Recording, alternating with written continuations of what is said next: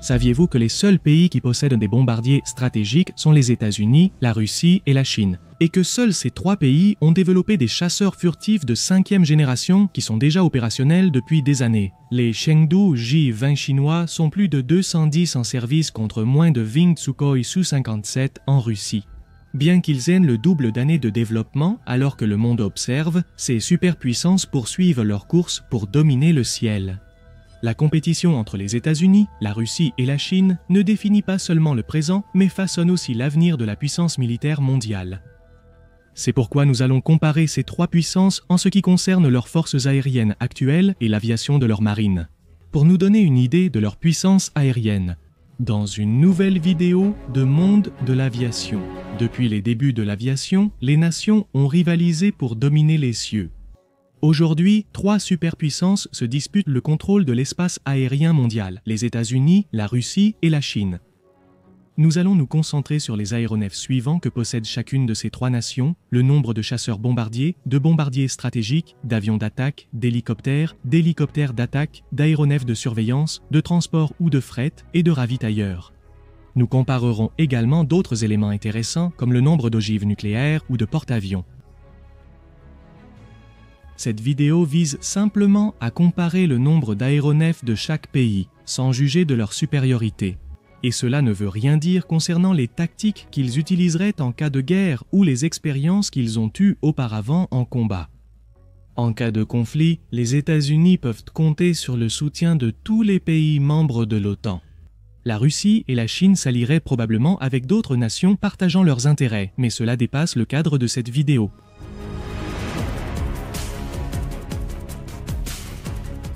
En cas de conflit entre nations, le plus important est le contrôle de l'espace aérien, et pour cela, on utilise les chasseurs. Ils nettoieraient le ciel des autres avions, qu'il s'agisse d'autres chasseurs, d'avions d'attaque, de transport ou autres. Le concept de supériorité aérienne, selon l'OTAN, est la domination d'une bataille aérienne dans laquelle l'une des forces contrôle une zone déterminée de telle manière qu'elle permette des opérations sur terre, en mer et dans les airs, sans aucune interférence de la part des forces ennemies. Pour intercepter les avions de l'adversaire, les pays que nous allons comparer utiliseraient leur technologie la plus avancée. Et ce sont les F-22 Raptor et leurs compléments, le F-35 Lightning II, mais aussi les F-15 Sea Eagle et les plus modernes F-15 U Strike Eagle, ainsi que les F-16 Fighting Falcon. D'ailleurs, grâce à leur capacité multirôle, ces deux-là attaqueraient également des systèmes tels que les radars ennemis et les batteries de missiles antiaériens. Mais rappelons-nous aussi que la marine américaine, ou États-Unis Navy, fournirait également les FA-18 Super Hornet et les F-35C qui opèrent depuis les porte-avions que possède ce pays. La Russie déploierait ses nouveaux Sukhoi Su-57 et les Sukhoi Su-35 pour la domination aérienne. Mais ils disposent également d'aéronefs spécifiquement intercepteurs pour défendre leur espace aérien, comme les MiG-31 qui ont aussi été utilisés pour des attaques au sol, par exemple en Ukraine plus récemment. Et aussi toute une flotte de chasseurs bombardiers comme les MiG-29, leurs successeurs le MiG-35, les vétérans Sukhoi Su-27 et les Sukhoi Su-30. La Chine, de son côté, dispose du Chengdu J-20 comme sa technologie la plus avancée pour la supériorité aérienne, accompagnée de son complément, le J-10 ainsi que des appareils de fabrication russe. Les Sukhoi Su-27, Su-30 et Su-30 sont toujours en service. Et 5 autres, que la Chine a également fabriqués et qui apportent à son armée les Yenyang J-7, J-8, J-11 et J-16.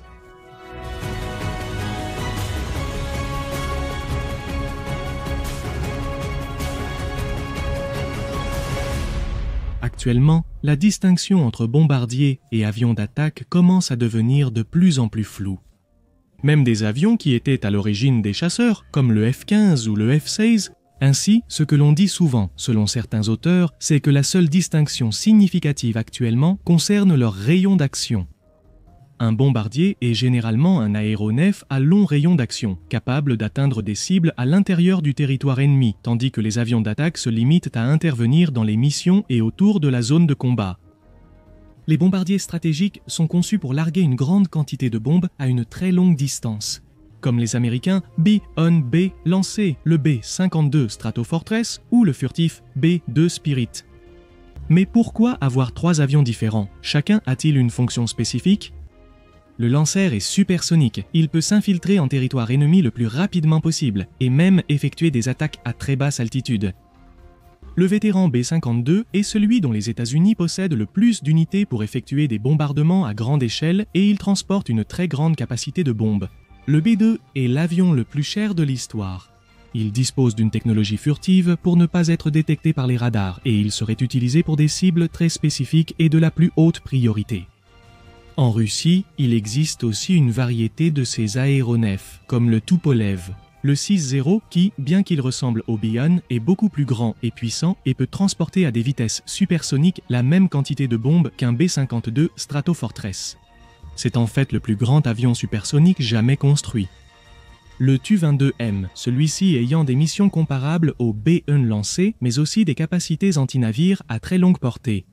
Et le Tu-95, plus économique à exploiter que les autres et avec une très grande portée grâce à ses moteurs turbopropulseurs. Enfin, nous avons le MiG-30 et un K, une version conçue spécifiquement comme bombardier stratégique, qui opère uniquement avec le missile Kinzhal. La Chine, dans ce domaine, est un peu plus en retrait, puisqu'elle ne dispose que des Xi'an H-6, un aéronef basé sur le Tupolev Tu-6, mais beaucoup plus modernisé, au point d'être un avion complètement différent.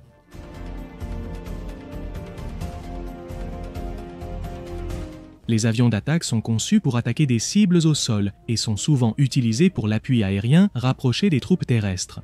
Comme mentionné plus tôt, il ne faut pas le confondre avec les bombardiers.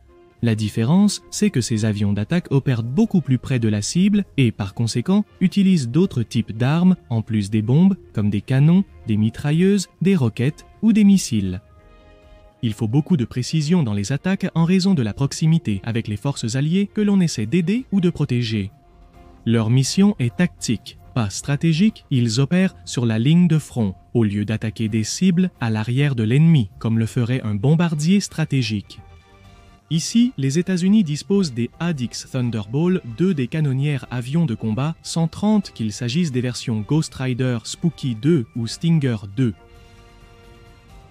Et la Russie dispose des Sukhoi 25 d'appui aérien avec des capacités similaires à celles de l'ADIX américain.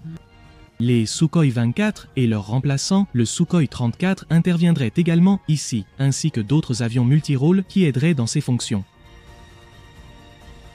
La Chine, quant à elle, possède un nombre important de Nanchang Q5 pour ce rôle. Pour le soutien des troupes, non seulement les aéronefs à voilure fixe sont utilisés, mais les hélicoptères d'attaque jouent également un rôle important. Parmi eux, on trouve les Américains AH-64 Apache et les petits MH-6 Little Bird de l'armée de l'air. Mais il pourrait également compter sur ceux opérés depuis des porte-hélicoptères comme le Bell AH, un Super Cobra ou les Viper des marines. La Russie, de son côté, dispose des Mi-28 et des Kamov K-52 auxquels s'ajoutent les Mi-24 et leur remplaçant, le Mi-35. La Chine possède les WZ ou WZ-10, les Harbin Z-10 et les plus petits aérospatiales Gazelle armés de fabrication française. Quant aux autres hélicoptères, tels que ceux de soutien, de transport ou multifonction, les États-Unis disposent des Utility Helicopters, 1N Hiroki du Bell Utility Helicopter, 1I Venom des Sikorsky Utility Helicopter, 60 Blackhawk et, dans l'armée de terre, des Chinook, ainsi que d'autres Utility Helicopters 60, et bien d'autres encore, comme les Seahawk, qui opèrent depuis des porte-avions ou des porte-hélicoptères. Les Russes disposent principalement des Mi-8 et Mi-26 pour le transport, et leur marine possède quelques Kamov K-27.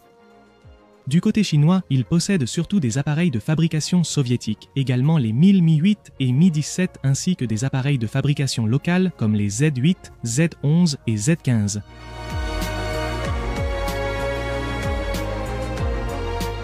Les avions de surveillance ou d'alerte et de contrôle aéroportés Airborne Warning and Control System sont les yeux dans le ciel. Ils utilisent de grands radars et d'autres systèmes pour détecter l'ennemi et servent aussi de poste de commandement aéroporté. Les États-Unis possèdent les U-3B et ces Sentry dans l'États-Unis Air Force et dans l'États-Unis Navy. Ils utilisent dans les U-2 Hawkeye et les Boeing E-6 Mercury. En Russie, on utilise les Beriev A-50 et les Ilyushin Il-18, Il-80 et les Il-82. La Chine possède les avions de surveillance Kaji-200 Kaji-500 et le plus récent, le Kaji-200.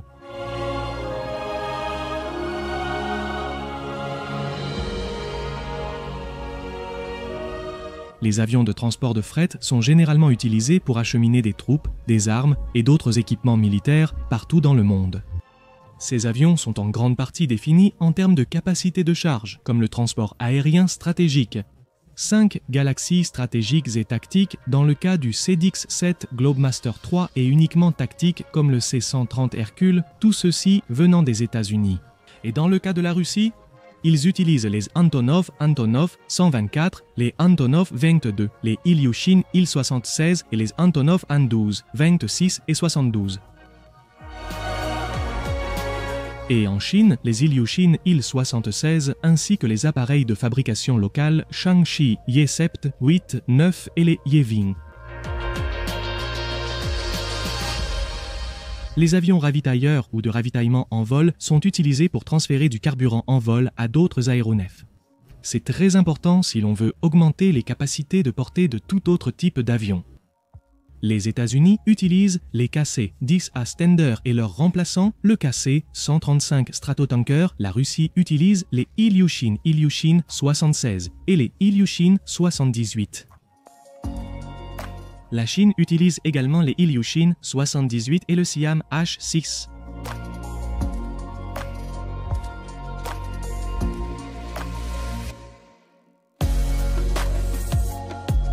Le nombre de porte-avions que possèdent les États-Unis n'a pas de comparaison. Ils en ont 11 en service au moment de réaliser cette vidéo. La Russie ne possède qu'un seul porte-avions, l'amiral Kutnazov, mais il semble hors service pour plusieurs années. La Chine en possède 3, le Liaoning, le Yandong et le plus récent, le Fujian, en attendant leur éventuelle modernisation. Voici quelques graphiques sur la capacité nucléaire de chaque pays.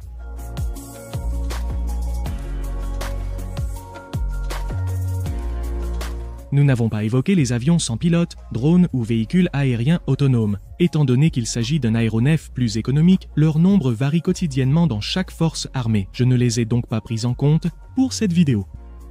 Je me suis efforcé d'être le plus objectif possible.